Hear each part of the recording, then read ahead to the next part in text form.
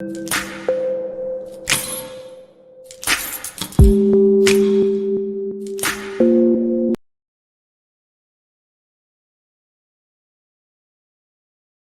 tá bom, então vamos lá, abra sua Bíblia comigo aí em Romanos, capítulo de número 15, tá? Deixe aberta, hoje nós exploramos os versos que vão do 1 ao 6.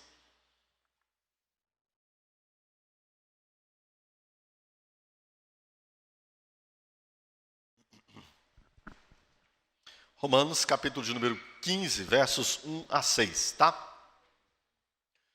Abriu aí? Não vamos ler ainda não. Antes de ler, deixa eu esclarecer a você alguma coisa do contexto aqui, a fim de que você possa fazer uma leitura mais proveitosa possível, tá? Nós iniciaremos agora o capítulo 15, já estamos às portas de saída de Romanos, não é verdade? Só tem um detalhe importante aqui, esse capítulo 15, na verdade, ele não está muito bem colocado aqui onde ele está não, tá? A definição do início de um capítulo aqui nesse trecho. Como assim, pastor? Aqui não é o capítulo 15 de Romanos? É, mas não deveria ser. Mas como assim, pastor? Como é que você está falando contra a palavra de Deus inspirada? Bom, irmãos, a palavra de Deus é inspirada, mas a colocação dos capítulos e versículos, a definição, não é inspirada, tá? Para você saber, o autor, quando ele escreveu, o apóstolo Paulo, por exemplo, quando ele escreveu Romanos, ele escreveu sequer com parágrafos, tá? Nós é que temos na nossa língua hoje definições de parágrafos, né? Porque nós sabemos que aquele trecho tem uma ideia, mas os romanos, na época de Paulo, não escreviam com parágrafos, ok? E também os capítulos e versículos não foram estabelecidos por Paulo, nem são inspirados, tá? Os capítulos, por exemplo, foram inseridos na Bíblia no século século XIII, ano de 1200 e alguma coisa. E os versículos foram inseridos na Bíblia lá pelos ídolos do século XVII, tá? Então, 17 não, perdão, 16. Então, essa marcação de capítulos e versículos é uma marcação que às vezes acerta e às vezes erra. Nesse caso aqui, há um erro. Por quê? Porque este conteúdo que veremos, na verdade, ele está diretamente ligado ao conteúdo anterior. O início do próximo capítulo deveria ser mais à frente, tá? Então entenda, não estamos iniciando um assunto novo. Ainda estamos tratando do assunto que vimos lá no capítulo 14. Você lembra do que vimos no capítulo 14?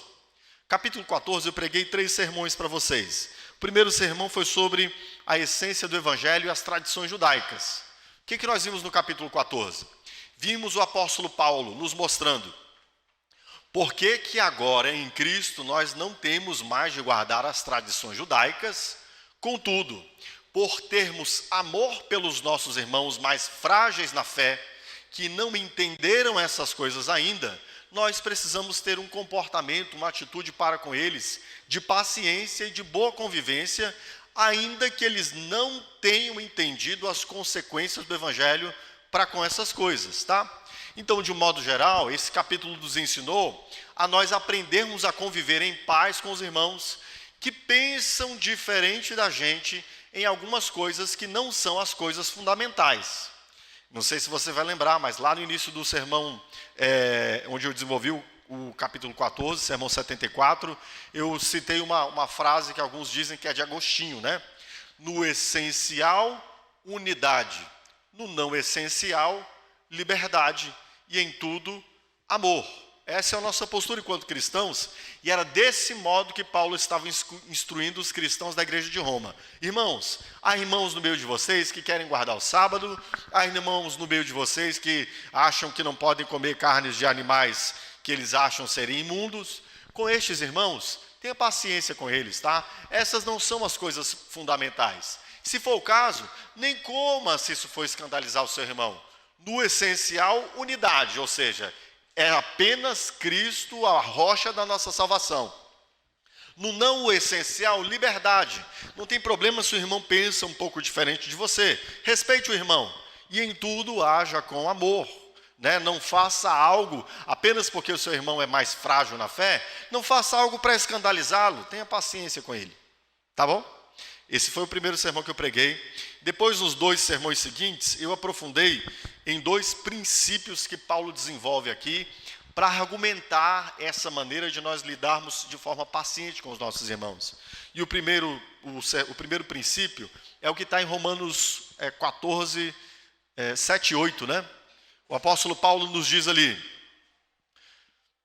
porque nenhum de nós vive para si e nenhum de nós morre para si. Porque se vivemos, vivemos para o Senhor. Se morremos, morremos para o Senhor. Quer vivamos, quer morramos, pertencemos ao Senhor.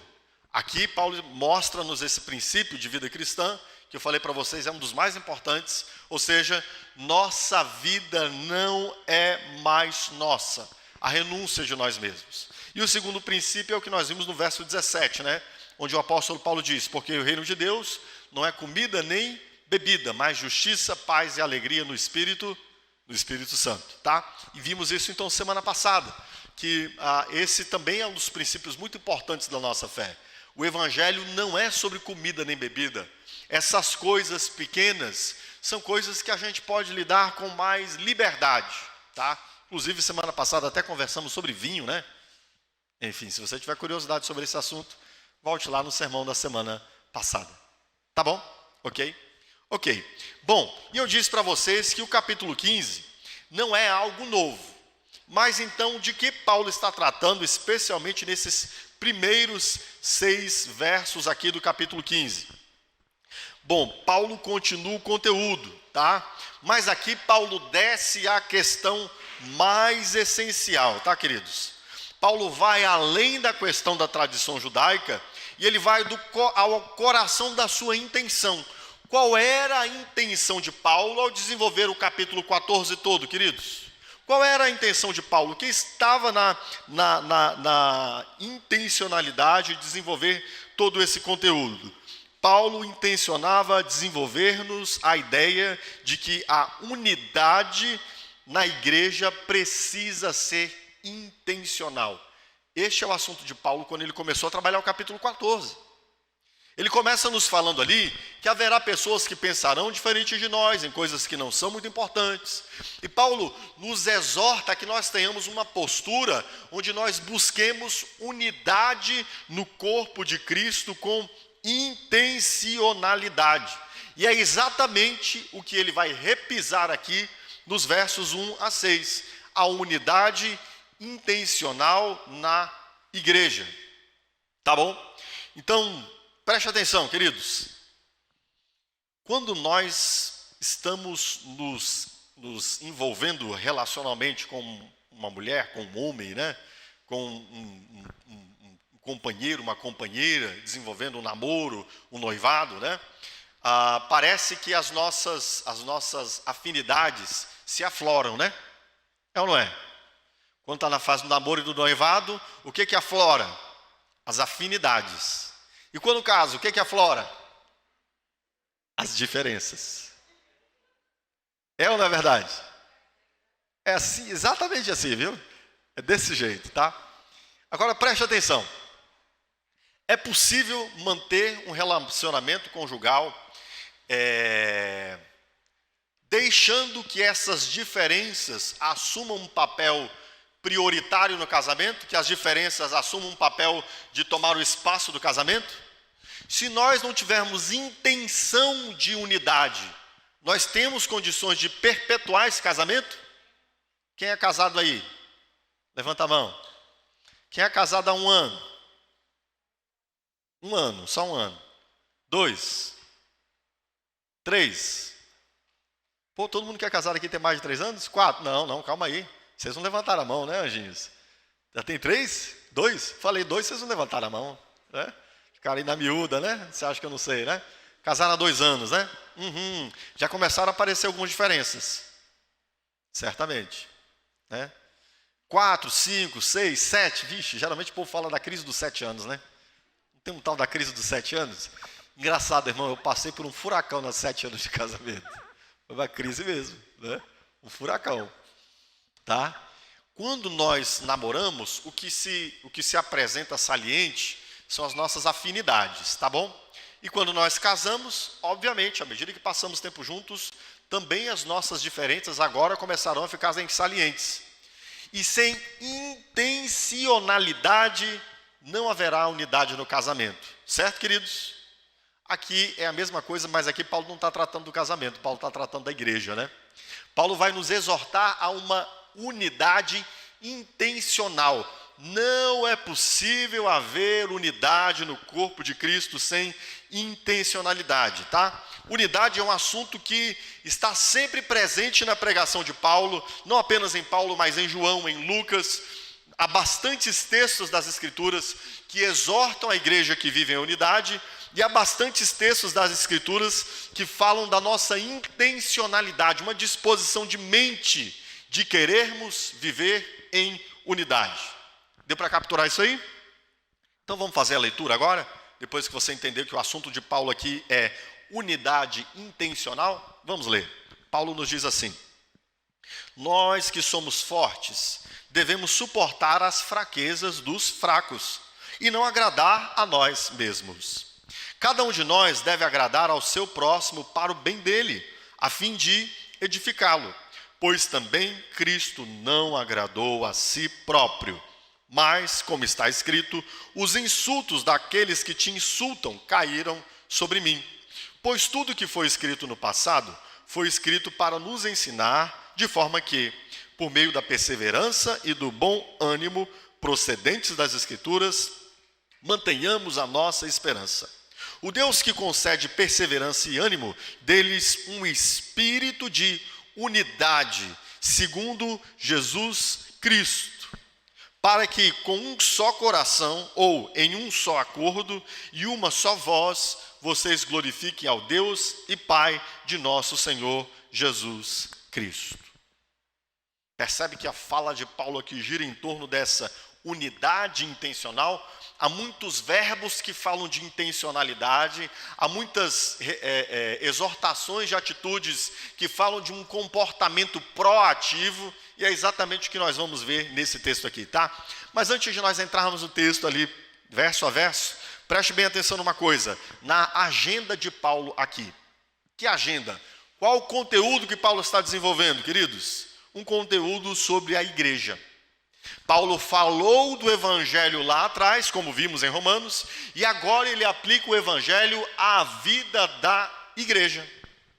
E engraçado que isso está completamente em conflito com a agenda que nós temos hoje, né? Porque hoje nós temos uma agenda, geralmente de pregação, que passa muito por um particularismo da fé, né? Um pessoalismo da fé, um individualismo da fé. É o indivíduo. Você prega para animar o indivíduo, você prega para acalentar o coração do indivíduo. Tudo bem, vá. Tem conteúdo na nossa fé também, que vai ser um conteúdo para nos fortalecer, nos estimular. Mas olha para a agenda de Paulo aqui, queridos. Se você ler as epístolas de Paulo, você vai perceber que grande parte do conteúdo desenvolvido por Paulo visa a que nós aprendamos a ser igreja. A que nós nos vejamos não como um serzinho isolado que foi salvo por Jesus, mas como um membro do corpo de Cristo, uma pedra viva nesse edifício, o qual Jesus disse: sobre este fundamento edificarei o que, queridos? A minha o quê? Igreja. A igreja é um assunto fundamental no Novo Testamento. E nesses dias de hoje, onde nós somos extraordinariamente individualistas, de uma fé muito privada, né? Muito própria, onde nós queremos que o evangelho fale sempre para mim. Pouco nós pensamos no nós de sermos igreja. Mas quando nós olhamos para a Bíblia tem uma agenda muito clara. Leia Paulo, leia João, leia Tiago, leia Pedro, leia Judas, leia Apóstolo João e Apocalipse. Uma agenda contínua da pregação do evangelho é a igreja. Certo, irmãos? Então já muda aqui essa coisa da agenda, né? Paulo está falando prioritariamente na perspectiva de que eu me entenda, não como um CPF salvo, mas que eu me entenda como alguém que agora faz parte de algo extraordinário que Deus está fazendo neste mundo chamado igreja. Certo, queridos? Hoje, inclusive, achamos comum nos afastarmos da igreja por motivos de conflitos pessoais e achamos que os problemas da igreja são problemas da liderança da igreja, não nossos. Não é verdade? Os problemas da igreja são problemas da liderança. E se eu tenho conflitos pessoais na igreja, o que é que eu faço? Vou embora. Há muitos desigrejados hoje. Eu não sei como alguém pode ser desigrejado tendo o Novo Testamento como fundamento da sua fé. É impossível. É realmente impossível. Se você é cristão, se você nasceu de novo em Cristo, é impossível que você consiga conciliar a sua fé com uma aventura solitária, tá?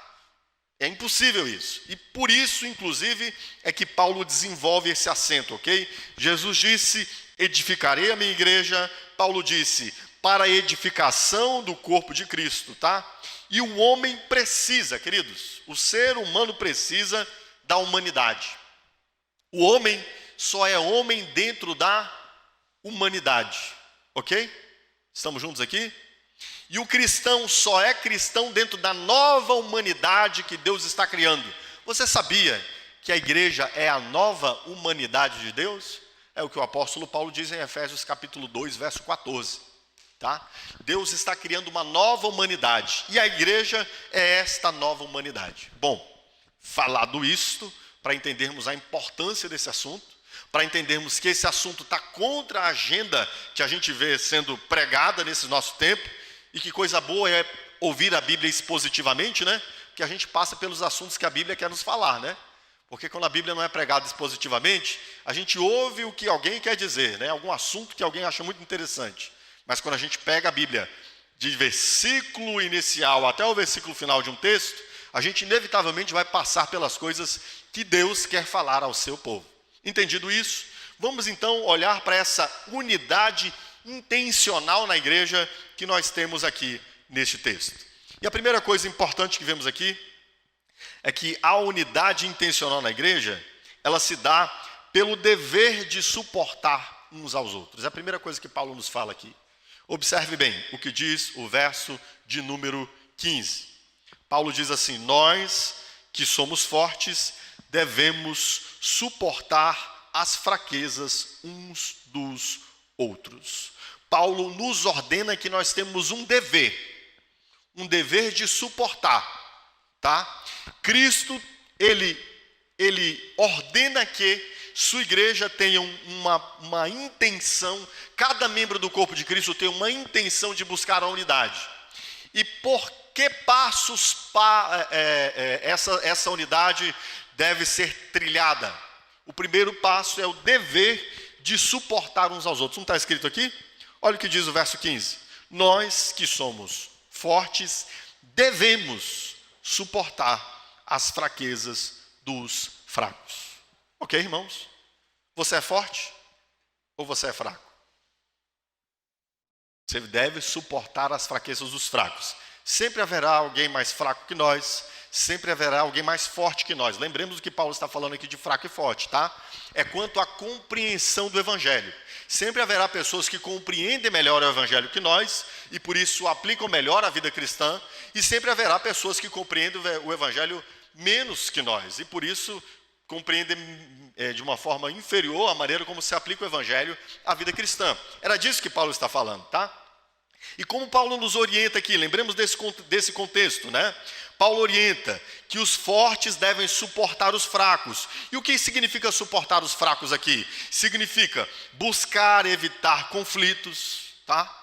Paulo vai dizer lá atrás, nós vimos no capítulo 14, que se seu irmão pensa diferente de você, não entre em confusão de briga com ele, porque ele pensa diferente de você em coisas que não são as mais importantes. Não brigue por isso. Paulo também vai nos dizer que nós devemos ter uma conduta que não escandaliza os nossos irmãos. Isso é suportar os fracos. Deu para entender isso? Nesse contexto? Quais são as duas coisas que Paulo pede de nós no capítulo 14? Não discuta à toa, para mostrar que você é sabichão.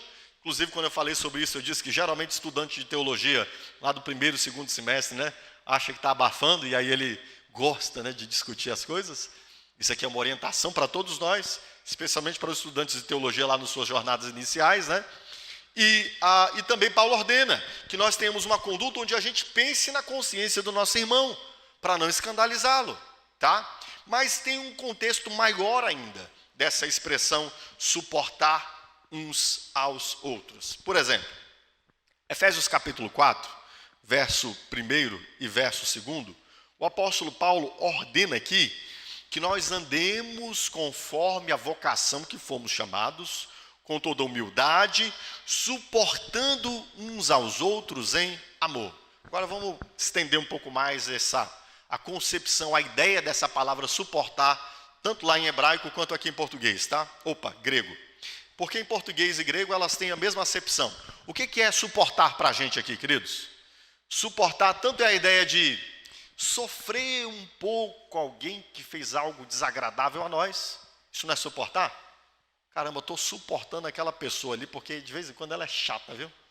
Isso é mais ou menos o que a minha esposa diz sobre mim muitas vezes, tá? Sou chato, muitas vezes. Minha esposa está me suportando faz tempo, graças a Deus, né? Que a irmã aprendeu a me suportar, tá? Não tem, às vezes a gente não é chato? Tem pessoas que são chatas conosco? Sim ou não? Suportar nesse sentido mesmo, tá? Suportar no sentido de sofrer uma importunação. Suportai-vos uns aos outros, e o texto de Efésios, Paulo ainda complementa, em amor. E há um outro sentido aqui também, no sentido de dar suporte de você pegar algo que é mais fraco e ser a fortaleza daquilo que é mais fraco para protegê-lo. Imagine aqui uma arvorezinha pequena, ainda verdolenga, né?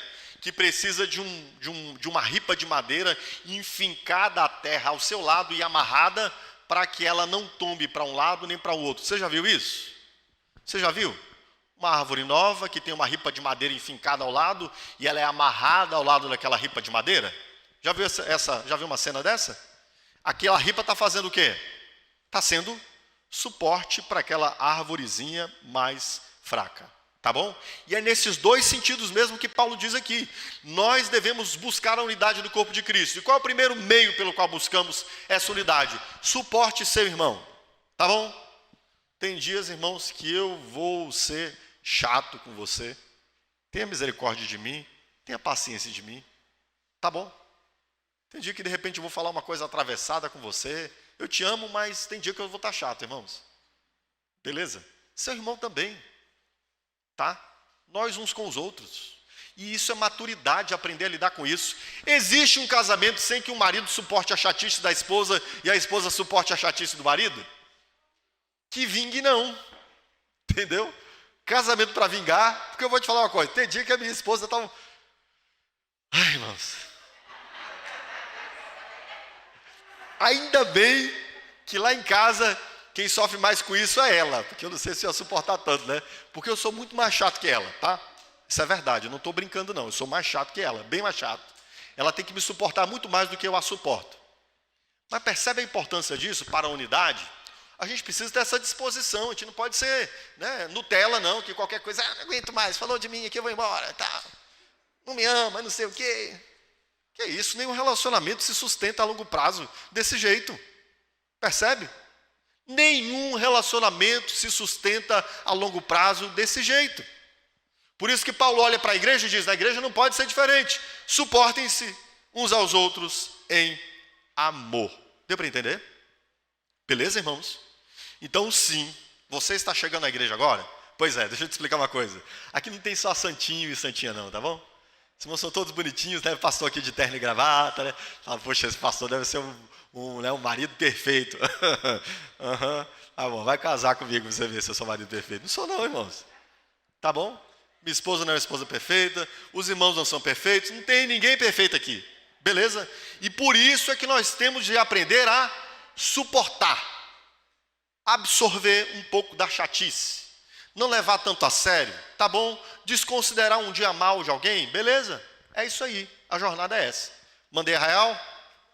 Então tá bom.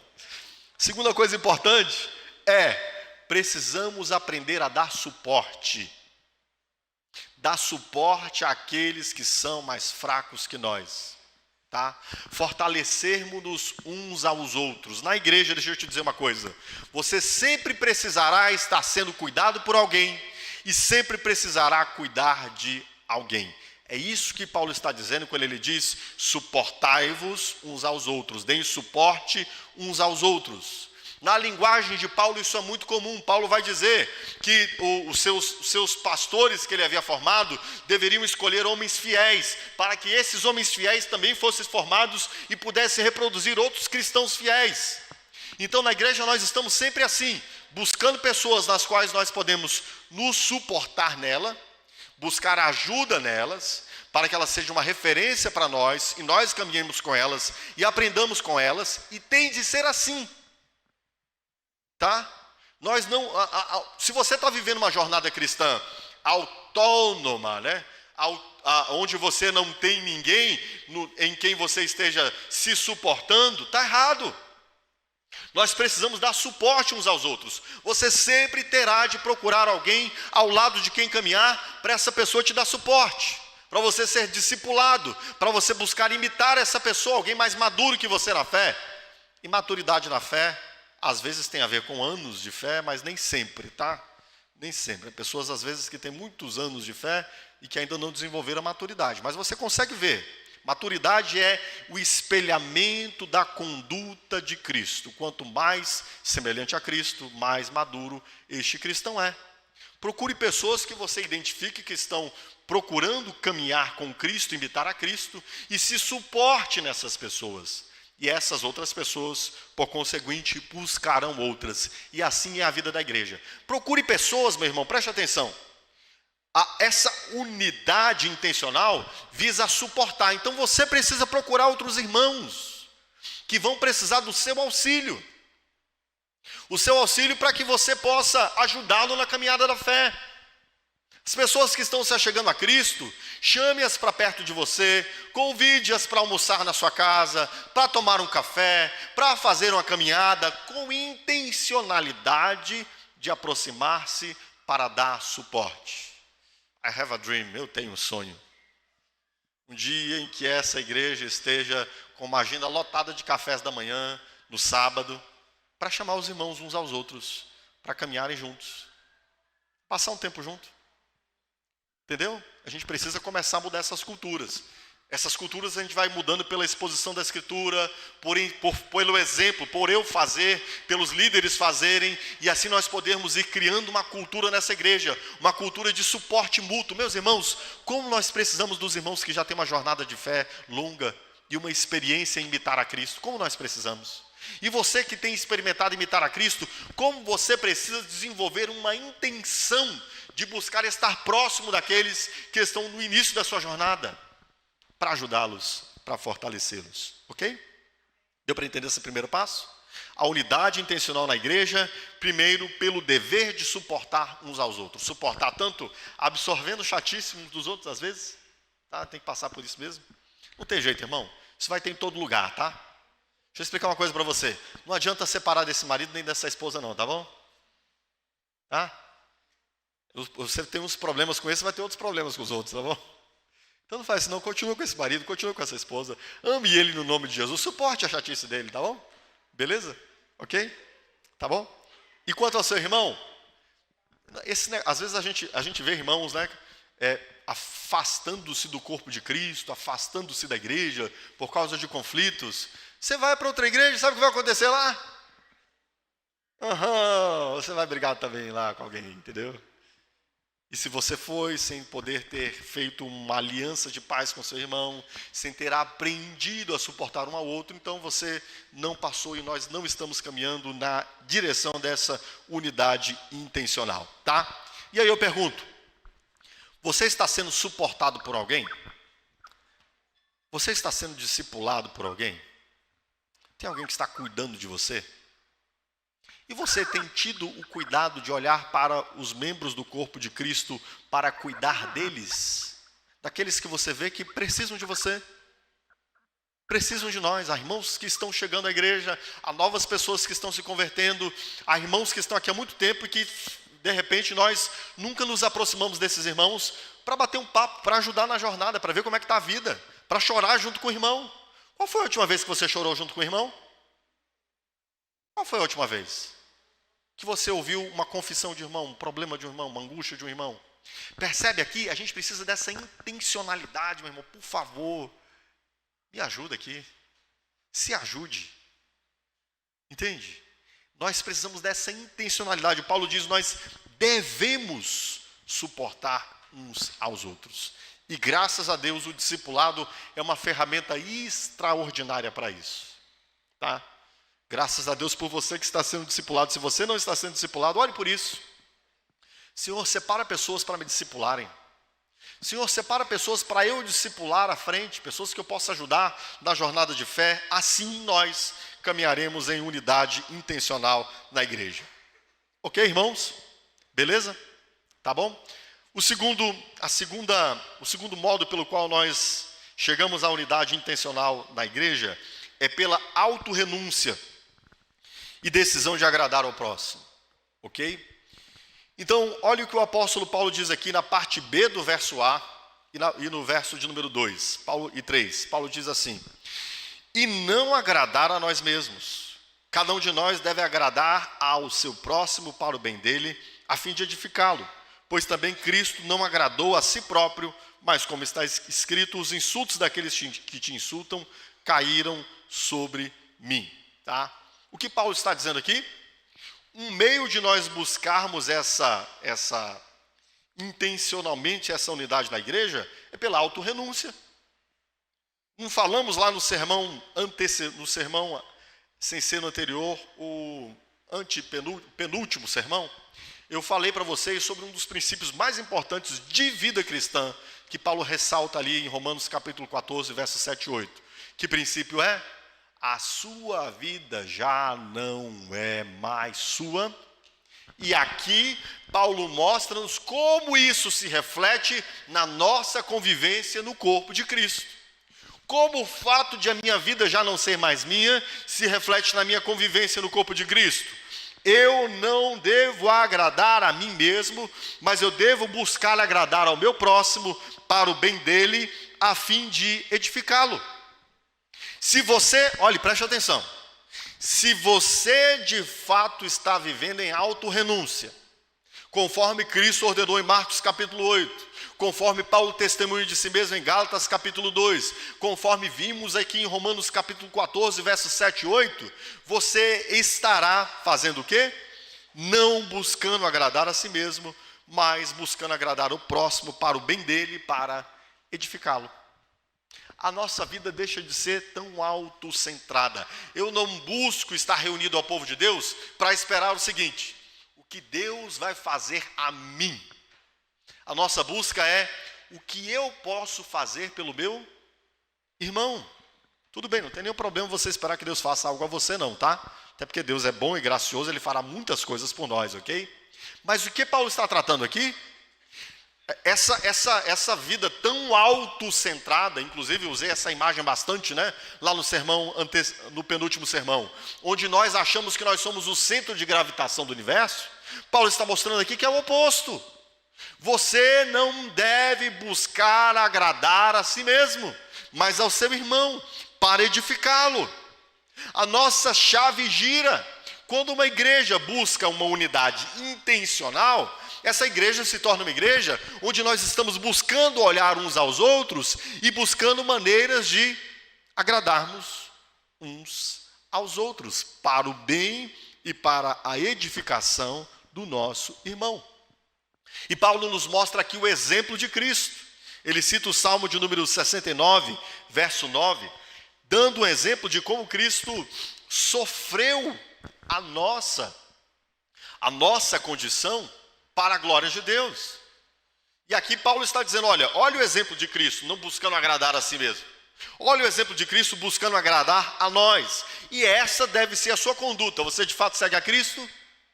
Então sua renúncia há de ser manifestada no convívio com o seu irmão na igreja local. Tá? Preste bem atenção, irmãos. Preste bem atenção. Tem gente que diz que ama, né? Eu amo o próximo como a mim mesmo, né? Você chega a dar parece que umas purpurinas, né? Saltam assim dos olhos quando você fala isso, um brilho, né? Lágrimas do olhar, como eu amo o próximo, né? Isso se reflete como? Na minha conduta, especialmente com as pessoas mais próximas de mim, tá? As pessoas mais próximas de mim. Não somos desafiados a amar como Cristo amou? Imagina a quem você é desafiado a agradar, né? Pense em alguém aí desagradável. Pensou? Pá, vê alguém desagradável à sua mente? Pois você é chamado a agradar esta pessoa. Do seu convívio no corpo de Cristo, Tem alguém que não seja muito legal estar perto dele sempre e tal? Pois é, exatamente isso. É nesse sentido que somos chamados a agradar não a nós mesmos, mas visar ao bem do nosso próximo para edificá-lo. Deu para entender isso aqui, irmãos? Estamos juntos aqui? Como é que nós buscaremos essa unidade intencional? Esquecendo um pouco da gente, irmão, já está bom. Tá bom da gente mesmo. A gente já não tem tanto tempo para a gente, não tem? Sim ou não, irmãos? A gente já não tem tanto tempo para a gente já não gasta tanto conosco, a gente já não tem tanta energia despedida em favor de nós mesmos. Pois é, aqui nós somos chamados a buscar agradar não a nós. O que você gostaria que fosse feito para o seu bem e para a sua edificação? É exatamente isso que Paulo está pensando que nós devemos fazer com nossos irmãos. E aqui vai uma ressalva que Calvino faz aqui, tá? Preste bem atenção. Esse agradar o outro não é como uma manobra política, tá? No sentido de ser agradável, você sair bem na foto com a pessoa, sabe?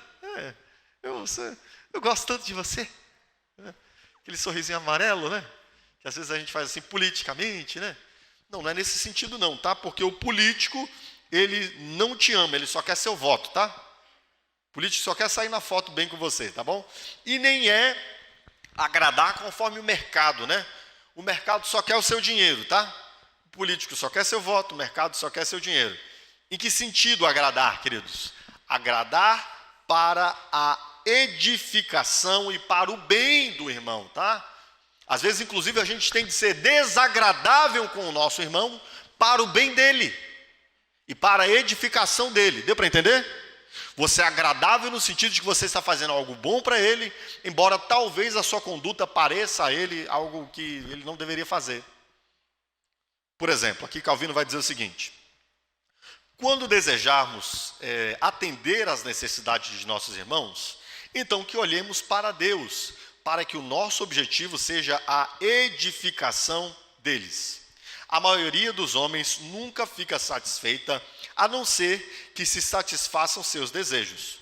Mas se quisermos agradar muitos destes desejos, nossa preocupação não estará concentrada tanto em sua salvação, mas em atender seus desvarios, seus desejos loucos. Devemos, pois, levar em conta não o que lhes é conveniente, mas o que buscam para a sua própria ruína. Nem devemos esforçar-nos por agradar aqueles cujo único prazer é a sua própria maldade. Então preste atenção. Paulo, algumas vezes na sua epístola, vai dizer: nós não estamos aqui para agradar homens. Então coloquemos as coisas no devido lugar. Não é agradar no sentido de ser politicamente correto, tá? Não é agradar no sentido de ser mercadologicamente acessível, né? Eu vou ser agradável à pessoa, né, porque tem outros interesses. Não, é agradar no sentido de conviver com este irmão e fazer a ele o que é bom para a sua edificação. Mesmo que seja necessário, por exemplo, sentar com seu irmão e conversar com ele em temor e tremor sobre o seu pecado, sobre o pecado dele. Há muitas vezes situações onde nós vemos a igreja vendo pecados que estão estampados à face e nós não vemos irmãos conversando uns com os outros sobre isso, confrontando uns aos outros, exortando uns aos outros. Por que nós não vemos isso, irmãos? Por que nós não vemos isso? O que nos falta? Falta-nos nós nos abandonarmos, deixarmos de pensar tanto em nós mesmos, tá? Falta nós olharmos para o nosso irmão entendendo que nós precisamos deixar de agradar a nós mesmos. É claro que é muito mais confortável, né? Eu ficar no meu lugar, é ou não é, irmão? É muito mais confortável para cada um de nós. Você vê seu irmão ali na beira do despenhadeiro, você fala: eu não vou me meter na vida dele não, né? Problema dele. Mas o que Paulo está dizendo aqui? Você tem de procurar ser agradável ao seu irmão, buscando o seu bem para a sua edificação, e ser agradável ao seu irmão, como disse Calvino aqui muito bem, e olhando para todas as epístolas de Paulo, não é fazer algo ao irmão apenas para manter uma cordialidade, mas é de fato para buscar a unidade intencional da igreja. Deixa eu te dizer uma coisa, caso você não saiba: quem é responsável pelo seu irmão? Quem é responsável pelo seu irmão? Você é responsável pelo seu irmão. Quando Deus perguntou a Caim: onde está o seu irmão? que Caim respondeu? Acaso sou eu guardador do meu irmão? Ele não sabia, mas ele era de fato guardador do seu irmão. E aqui, nessa nova humanidade, que agora Deus está empreendendo para revelar sua glória, é exatamente o lugar onde não haverá mais espaço para Caíns. Entende?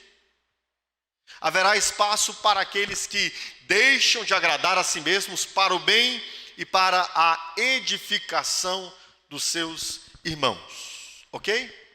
Deixa eu te fazer uma pergunta. Você consegue enxergar ações de autorrenúncia que você fez em favor de algum irmão em Cristo recentemente? Você abriu mão de um tempo seu, de um recurso seu. Você abriu mão, quem sabe, de um tempo em família, para atender a um irmão em Cristo, que estava numa necessidade, numa angústia. Você abriu mão de sua comunidade, sua comodidade, ou comodidade seria a palavra mais adequada, né? Para você, por amor ao seu irmão, buscar entrar um pouco mais na vida dele, para entender se de fato ele está vivendo uma situação pecaminosa, como de repente talvez alguém esteja dizendo, né? Espero que ninguém esteja falando nada de ninguém, tá, irmãos? Mas às vezes acontece, não acontece? Os burburinhos, que aconteceu alguma coisa com fulano, aconteceu alguma coisa com ciclano, e você se preocupou com esse irmão a ponto de orar por ele e conversar com ele? Autonegação, autorrenúncia em favor de um irmão em Cristo. Eu fico feliz quando eu vejo que estamos neste caminho e quando eu vejo irmãos preocupados uns com os outros, queridos, para edificação na fé, sabe? Eu fico muito feliz. Fico muito feliz quando a gente vai caminhando nessa jornada e a gente vai despertando essa preocupação de nós olharmos uns para os outros e nos tornarmos corresponsáveis. Fico muito feliz quando eu vejo irmãos começando a tomar medidas de corresponsabilidade uns para com os outros, né? Então, esta dimensão de nós nos autorrenunciarmos e decidir agradar ao nosso próximo é uma outra medida para essa unidade intencional. Amém? Amém? A terceira medida que Paulo evoca aqui, Paulo levanta aqui, é que essa unidade intencional na igreja passa pela perseverança e pelo bom ânimo. Olha o que o apóstolo Paulo diz nos versos 4 e 5. Pois tudo o que foi escrito no passado foi escrito para nos ensinar de forma que, por meio da perseverança e do bom ânimo procedentes das Escrituras, mantenhamos a nossa esperança. O Deus que concede perseverança e ânimo, dê-lhes um espírito de unidade, vos conceda o mesmo pensar segundo Cristo. Tá? De que nós precisamos, queridos, para viver uma unidade intencional? Perseverança e bom ânimo. Tá? No meio de desafios imensos, para chegarmos à plena unidade, nós precisaremos de perseverança e bom ânimo, queridos. E nós temos um desafio extraordinário aqui. O desafio da igreja, disse o apóstolo Paulo em capítulo 4 de Efésios, verso 13, é que todos cheguemos à unidade da fé. Olha que desafio imenso, queridos. Todos nós chegarmos a uma unidade da fé, ao conhecimento do Filho de Deus, à estatura de homem perfeito e à medida da estatura completa de Cristo. Imagina aí, irmãos, esse negócio é difícil ou não é?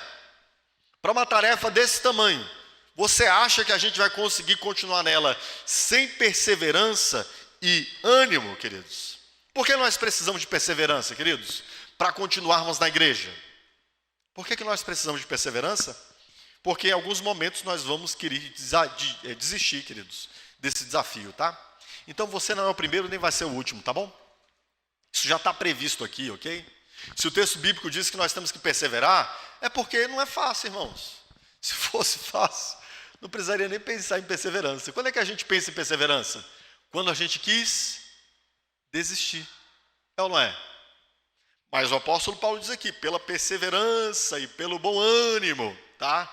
Essa busca dessa unidade, ela é alcançada pela perseverança e pelo bom ânimo. E se há necessidade de perseverança, é porque existem momentos em que nós queremos desistir. Se há necessidade de ânimo, é porque há momentos em que nós estaremos sem energia. Deu para entender isso? Casamento também é assim? Exatamente desse jeito. Se você não casou ainda, fique esperto. Você vai precisar muitas vezes de perseverança. Chegou a hora de querer desistir. Dá vontade de desistir.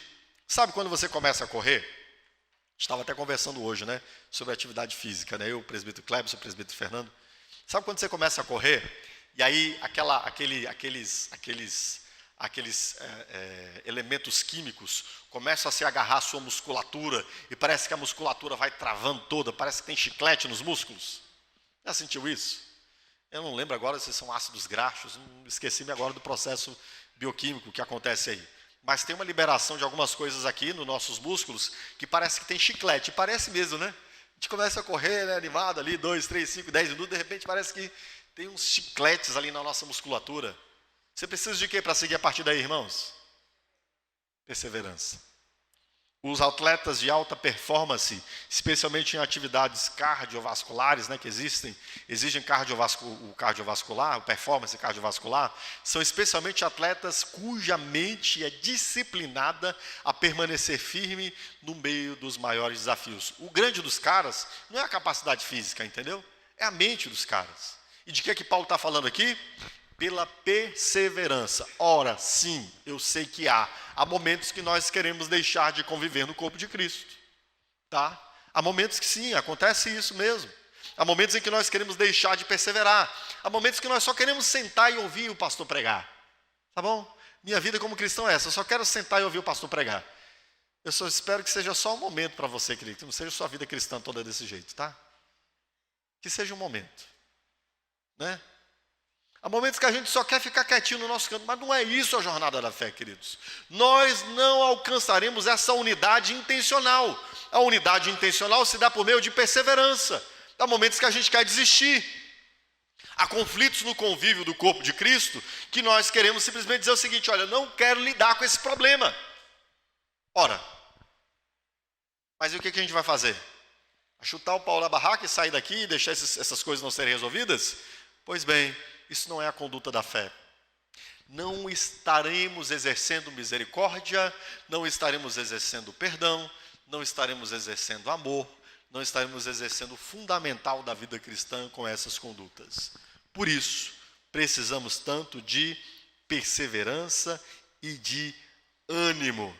Certo, queridos? Ok? Tudo bem? Tranquilo? Dá para entender isso aqui? Então, Paulo também está jogando a real para a gente aqui, dizendo o seguinte: olha, eu sei que dá vontade de desanimar às vezes, ok? Por isso vocês precisam de perseverança.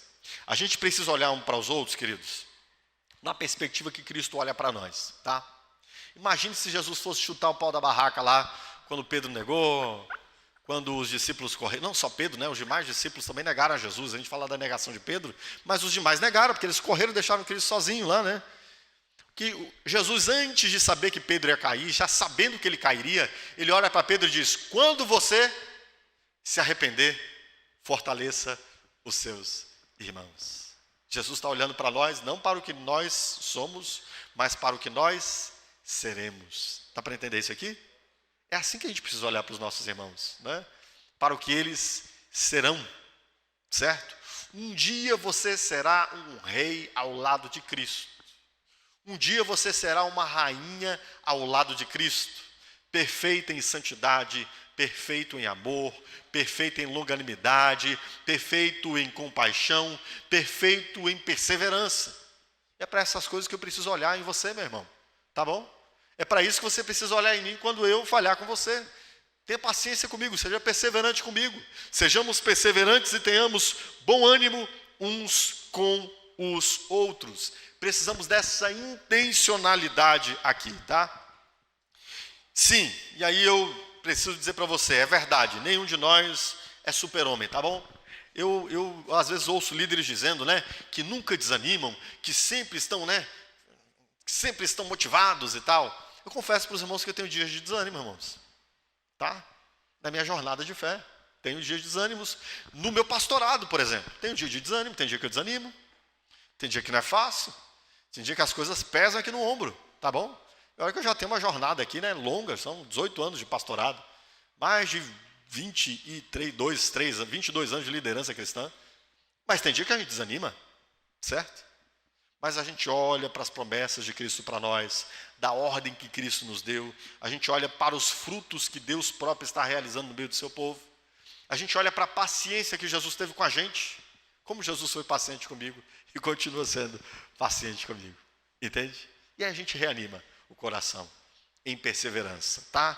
Então deixa eu te dizer uma coisa, é normal um dia de desânimo, tá bom? O poeta Victor Hugo vai dizer, se você ficar triste, que seja por um dia e não o ano inteiro. Beleza? Ok? Intencionalidade. Desanimou? Opa, deixa eu me reposicionar aqui. Aqui a Escritura me chama. A Escritura me chama a perseverança. A palavra de Deus me diz que isso não seria fácil. Mas eu preciso me reposicionar. E aqui nós seguimos para frente, tá bom? E cada vez que você se desafia, se reposiciona e persevera, mais resiliente, capaz de suportar desafios você se torna. Tá bom, querido? Beleza? Ok? Ok. Paulo também nos diz que essa unidade intencional vem pela decisão de andar em uma só. Passa o 4 aí para mim, por favor, filho. Isso, passa a próxima, ok. Paulo também nos diz que essa unidade intencional vem pela decisão de andar unânime, andar em um só ânimo, uma disposição intencional de um acordo com o corpo de Cristo. Olha o que diz o verso 6.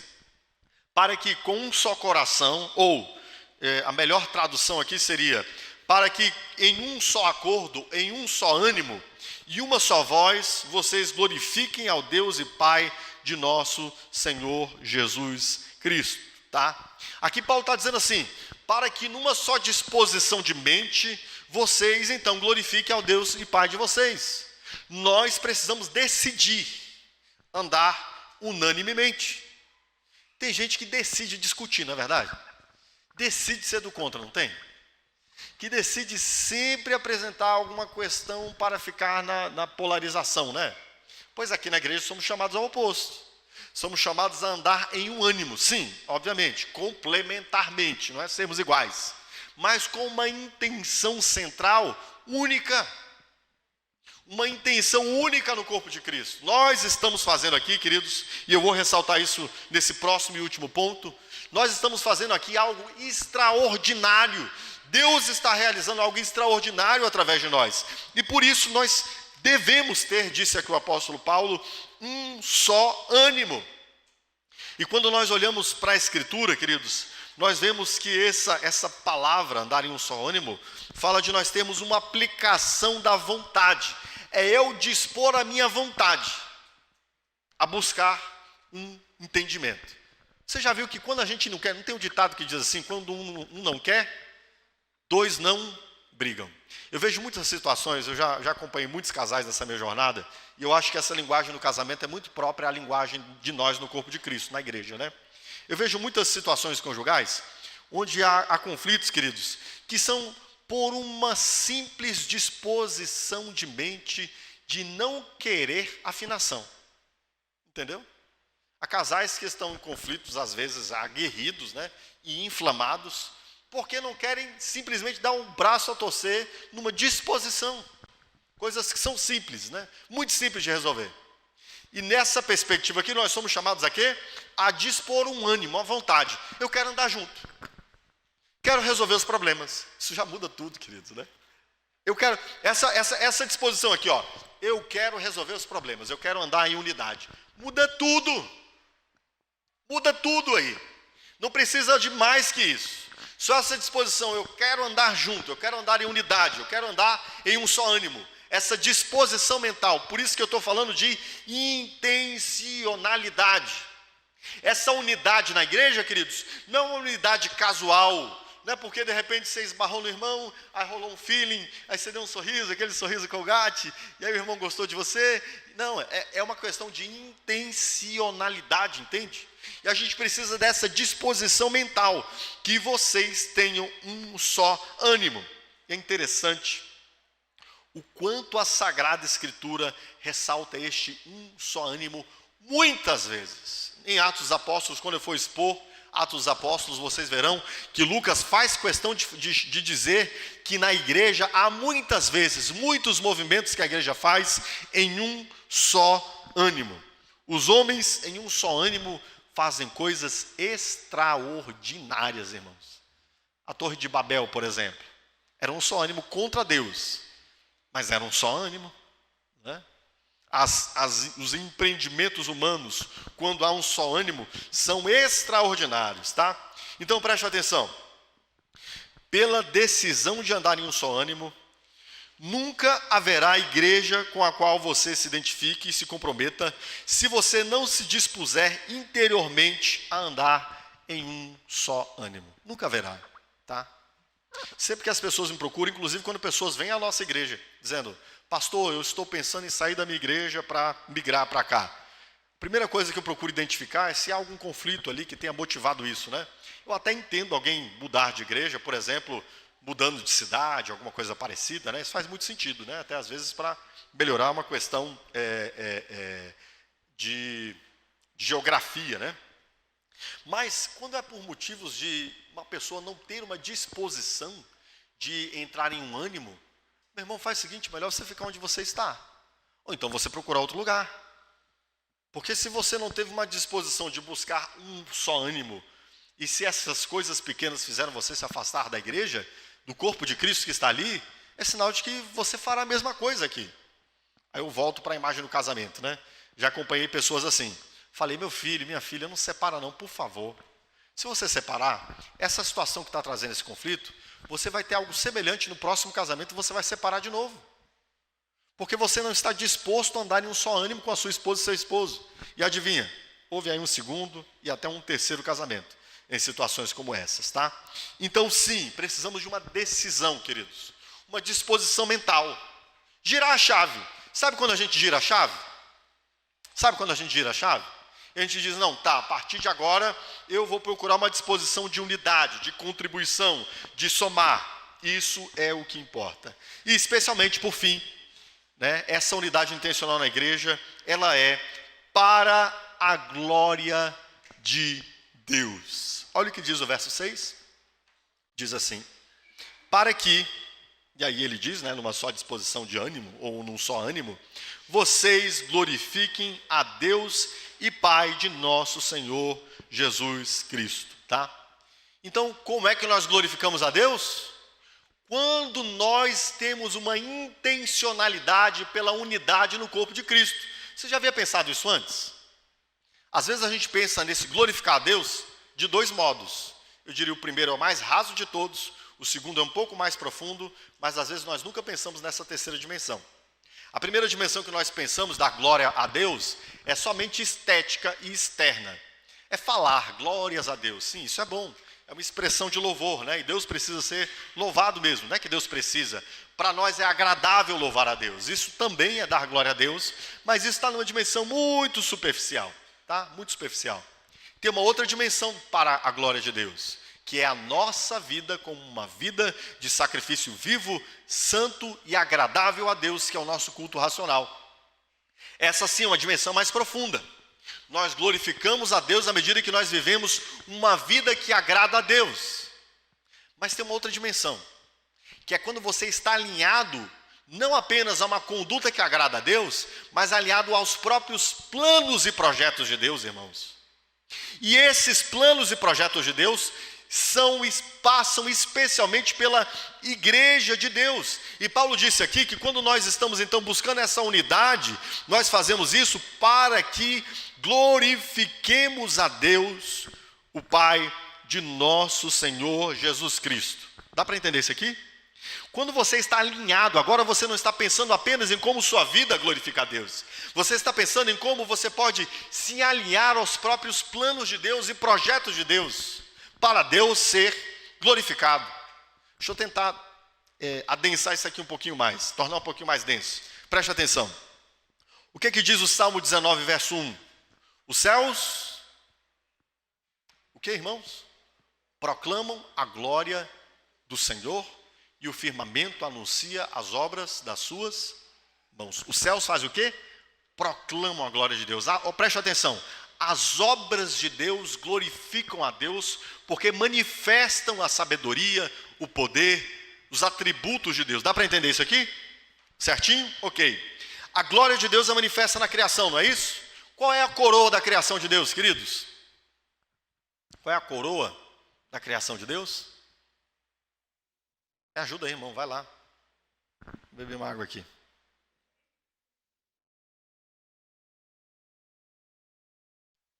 A coroa da criação de Deus é o homem. Se os céus proclamam a glória de Deus, a humanidade muito mais ainda proclama a glória de Deus. Dá para entender isso aqui? Agora preste atenção. A humanidade caída proclama a glória de Deus? Não. Que humanidade proclama a glória de Deus, queridos? A nova humanidade. E o que é a nova humanidade, pastor? Já tem uma nova humanidade? Tem, irmãos. Ela se chama Igreja Presbiteriana Renovada Palavra Viva. Ela se chama Igreja Batista do Calvário. Ela se chama Igreja Assembleia de Deus. Entende? Igreja Adventista. Entendeu? Essa nova humanidade é a Igreja de Cristo. Se a glória de Deus é manifesta na criação, onde mais Deus quer manifestar mais plenamente sua glória? Deixa eu te explicar. Na nova humanidade, que é a própria igreja. Então, olhe bem, você glorifica a Deus não apenas em expressão verbal, você glorifica a Deus não apenas com a sua vida, numa conduta santa, justa e agradável a Deus, mas especialmente numa dimensão mais profunda, quando você está alinhado aos planos de Deus. Os planos de Deus estão sendo desenvolvidos através do seu corpo, que é a sua igreja, esta nova humanidade. Percebe a importância da igreja, irmãos? Às vezes a gente pensa que a igreja existe em função de nós, né? Não, a igreja existe para a glória de Deus. E você é chamado a alistar-se no corpo de Cristo, para você estar engajado com o corpo de Cristo, identificado com o corpo de Cristo, em unidade com o corpo de Cristo, de modo intencional, para a própria glória de Deus. Para que você entenda a importância disso, vamos comigo, lá o capítulo 17 de João, e eu já estou encerrando. Versos 11, 21, 22 e 23 do capítulo 17 do Evangelho de João. Olha como essa unidade do corpo de Cristo, que Paulo trata aqui, é importante para Jesus. Você quer fazer alguma coisa que é importante para Jesus, irmão? Você quer fazer alguma coisa importante para Jesus? Quer fazer? Então preste atenção nisso que Jesus vai dizer aqui. João, capítulo de número 17. Toda essa fala de Paulo aqui, queridos, é algo que está no centro, no núcleo da preocupação de Cristo para com sua igreja. Aqui nós temos o Senhor Jesus nos últimos momentos com os seus discípulos, e ele está orando a Deus Pai para suplicar a Deus Pai algumas coisas, e dentre essas coisas, tem uma só, que Jesus repete 4 vezes. Ora, se Jesus repete 4 vezes durante uma oração, isso deve ser importante, não é não, irmãos? Sim ou não? Né? E olha o que o Senhor Jesus diz no verso de número 11 do capítulo 17. Ele diz assim: não ficarei mais no mundo, mas eles ainda estão no mundo, e eu vou para ti. Pai Santo, protege-os em teu nome, o nome que me deste, para que sejam o quê? Para que sejam o quê? Um, assim como nós somos um. Vamos lá para o verso de número 21. Olha o que Jesus continua pedindo aqui. Para que todos eles sejam um, Pai, como tu estás em mim e eu em ti. Que eles também sejam em nós, para que o mundo creia que tu me enviaste. Dei-lhes a glória que me deste, para que eles sejam um, assim como nós somos um. Eu neles e tu em mim. Que eles sejam levados à plena unidade, para que o mundo saiba que tu me enviaste e os amaste, como igualmente me amaste. 4 vezes o Senhor Jesus pede, durante sua oração, que nós chamamos de sacerdotal, para que o seu corpo seja um. Será que isso é importante para Jesus, irmãos? Será que isso é importante para a glória de Deus? E aí eu pergunto, você tem se preocupado em glorificar a Deus através dessa disposição intencional de viver em unidade na igreja de Cristo, na qual Ele te plantou? Você tem se preocupado em glorificar a Deus com intencionalidade. Não, eu vou me aproximar do meu irmão, eu vou suportar o meu irmão, eu vou dar suporte ao meu irmão, eu quero ser suportado por um irmão, eu quero me negar para servir a um irmão, tá? Você tem buscado intencionalmente isso para a glória de Deus? Pois é isto exatamente o que o Senhor Jesus está pedindo aqui quando Ele ora ao Pai, a fim de que eles vejam que eu estou neles e que eles estão em mim, e que assim eles reconheçam que eu estou em ti. É isso que o Senhor Jesus diz. Amém, queridos? Não sei se você estava esperando ouvir isso não, mas era isso que a palavra de Deus tinha de dizer para você. Né? Que coisa boa é a pregação expositiva, porque a Bíblia às vezes vem com muitas coisas que a gente nem imaginava a importância, né? Pois bem, isso aqui é muito importante na Sagrada Escritura. Se coloque diante de Deus hoje, por favor, meu irmão. Se você tem vivido uma vida cristã, como eu disse para você, apático, negligente, sentado, né, apenas esperando, deixando as coisas acontecer ao seu redor, deixa eu te dizer uma coisa, precisamos de intencionalidade para essa unidade, tá? Tá bom? Beleza? Não tem ninguém perfeito aqui não. A gente vai se desapontar uns com os outros, mas nós vamos perseverar em amor. E isso nos fará mais parecidos com Cristo para a glória de Deus Pai. Amém? Coloque-se em pé, amado irmão. Quero orar por isso. Quero pedir a Deus que esteja nos fazendo esta igreja, que tem essa intencionalidade. Quero chamar o conselho que venha já aqui à frente. Nós já oraremos, o Ministério de Louvor também. Já oraremos, já iniciaremos a ministração da ceia, tá bom? Curve sua cabeça. Senhor Deus, nós vivemos num tempo onde nós achamos que a fé é um assunto que diz respeito só ao nosso CPF. Mas obrigado porque a Tua palavra sempre nos exorta a nós vivermos a fé como o Senhor mesmo a pensou, a projetou, a desenhou. O Senhor intencionou que pela Sua igreja nós pudéssemos ser esta nova humanidade a qual nós realmente já estamos sendo.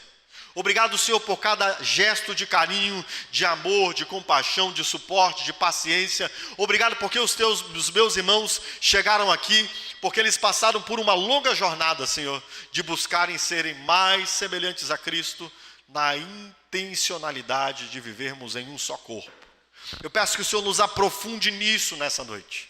Eu peço que o Senhor nos permita nós depormos muitas coisas em nós que ainda estão apegadas tanto a uma visão muito particular da nossa fé, que nós olhemos para aquilo que o Senhor está fazendo na igreja, no seu corpo, no corpo de Cristo, que nós olhemos uns para os outros e busquemos essa unidade através dessa convivência uns com os outros, e que nisso o Senhor seja glorificado na sua igreja, para a glória de Deus Pai.